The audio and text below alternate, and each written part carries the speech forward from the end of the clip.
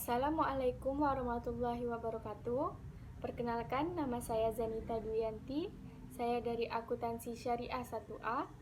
Di sini saya akan membahas tentang hak dan kewajiban warga negara.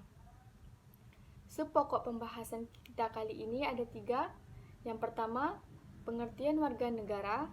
Yang kedua, pengertian hak dan kewajiban warga negara.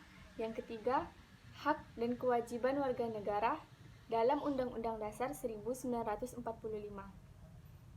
Yang pertama, kita akan membahas tentang pengertian warga negara. Pengertian warga negara terbagi menjadi 3. Yang pertama, penerapan warga negara dalam suatu negara dibentuk berdasarkan peraturan perundang-undangan. Yang kedua, Pasal 26 Ayat 1 Undang-Undang 1945, warga negara Indonesia adalah orang-orang bangsa Indonesia dan orang-orang bangsa lain yang disahkan oleh Undang-Undang Warga Negara. Yang ketiga, orang-orang bangsa lain, maksudnya perankan Belanda, Tionghoa, Arab yang bertempat tinggal di Indonesia, mengakui Indonesia sebagai tanah airnya, bersikap setia pada NKRI. Yang kedua, kita akan membahas tentang pengertian dan hak kewajiban warga negara. Yang pertama, pengertian hak dapat dipahami sebagai HAM. Undang-Undang 39 tentang HAM.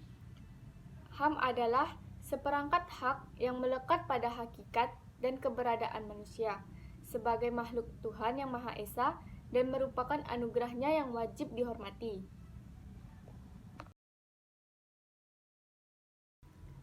Dijunjung tinggi dan dilindungi oleh negara hukum dan pemerintahan dan setiap orang demi kehormatan serta perlindungan harkat dan martabat manusia. Yang kedua, kewajiban asasi. Kewajiban asasi adalah kewajiban dasar yang harus dijalankan oleh seseorang dalam kaitannya dengan kepentingan dirinya sendiri, alam semesta, masyarakat bangsa, negara, maupun kedudukannya sebagai makhluk Tuhan. Yang ketiga, di Indonesia antara hak dan kewajiban harus dipenuhi warga negara secara seimbang. Hak diri seringkali dileburkan dalam hak kolektif atau sosial. 4. Di samping hak pribadi seseorang, terdapat hak orang lain. Yang kedua, perkembangan HAM di Indonesia. Yang pertama, pada tahun 1945 sampai 1959, HAM sudah mendapatkan legitimasi yuridis dalam Undang-Undang Dasar 1945, meskipun belum optimal seperti keleluasan pendirian partai politik. 2. Pada tahun 1959 sampai 1966, terjadi pemasungan hak asasi sipil dan politik, seperti hak untuk bersikap. Yang ketiga, pada tahun 1966 sampai 1970, muncul gagasan perlunya pembentukan pengadilan HAM. Yang keempat, pada tahun 1970 sampai 1980, persoalan HAM mengalami kemunduran dan terjadi penolakan terhadap HAM. Yang kelima, pada tahun 1990, pemerintah membentuk Komnas HAM.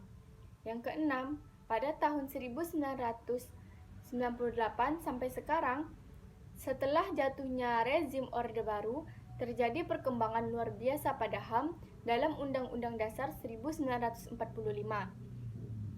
Yang ketiga, hak dan kewajiban negara menurut Undang-Undang 1945. Hak warga negara. Pengaturan hak warga negara diatur dalam Undang-Undang Dasar 1945 Pasal 28A sampai dengan 28J.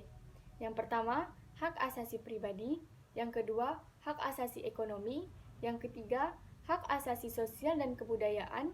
Yang keempat, hak asasi prosedural dan hak asasi politik. Mungkin hanya itu yang dapat saya sampaikan. Kurang dan lebihnya saya mohon maaf. Wabillahi taufiq wal hidayah.